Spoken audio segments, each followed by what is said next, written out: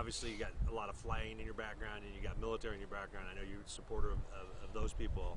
Just talk about how important this anniversary is because of those two entities. I know this. When I had the opportunity to go over there last year, it kind of brought everything back and why we're over there, what the whole thing's about, and to see our servicemen, whether it be on the aircraft carrier or in Iraq or Kuwait, the attitude that they have, and why it really meant the whole. It made you feel good about America and the country, and that it's easy to see why America is the police force of the world,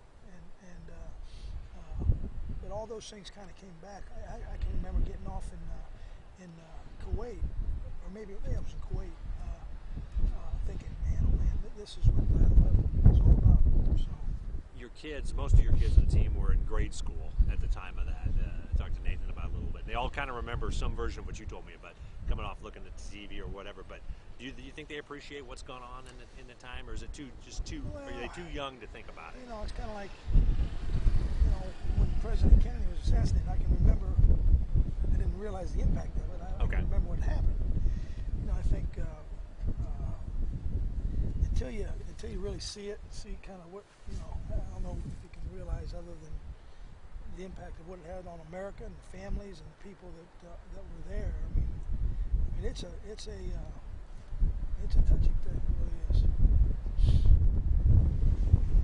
You formulate a plan for how many snaps you'd like to get Riley at all on Saturday if the game goes according to the plan? No, not yet. He just, we want to make sure, he threw it at him and there's no problem. But I want to make sure his shoulders, is fine. But he practiced today, so there shouldn't be any problem.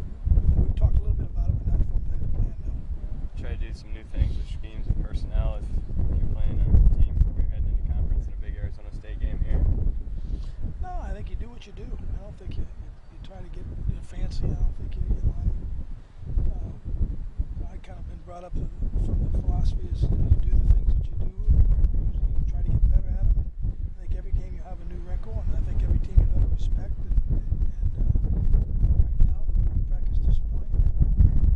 This football team is doing everything that the coaches are coaching them to do. A lot more upbeat this week with the 1-0 record than years past. Can you kind of sense it? No, I don't. I don't sense that. Once again, I mean, I think we talk about getting at you. Saturday's over. Win, lose, or draw, you got to go on to the next one. No question. I mean, the attitude's better after a win than after a loss. But on the same token, I mean, we have a job at hand. And you get 12 opportunities. We got 11 more, hopefully 13 more, and maybe even 14 more. We got to worry about one game at a time. Just once somebody said you shouldn't apologize to anybody for having 8 home games. You paid your dues. No, I don't feel bad. I mean, not at all. I mean, like I said, all you got to do is go back and put our schedule against anybody in the Big Ten. I know this isn't in your domain because you continue to say that, but A&M went to the SEC apparently. It's all done deal. Yeah, just. Does it affect me?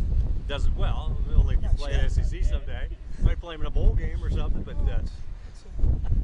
but obviously things are changing again. Well, for whatever reason, it's funny because and I don't know. You guys know more about this than I, but it seems like all the stuff happened last year because of the Big Ten Network, and then it seems like all the things happened in the Big 12 because of what Texas did. So, Longhorn Network, yeah. I don't know. TV.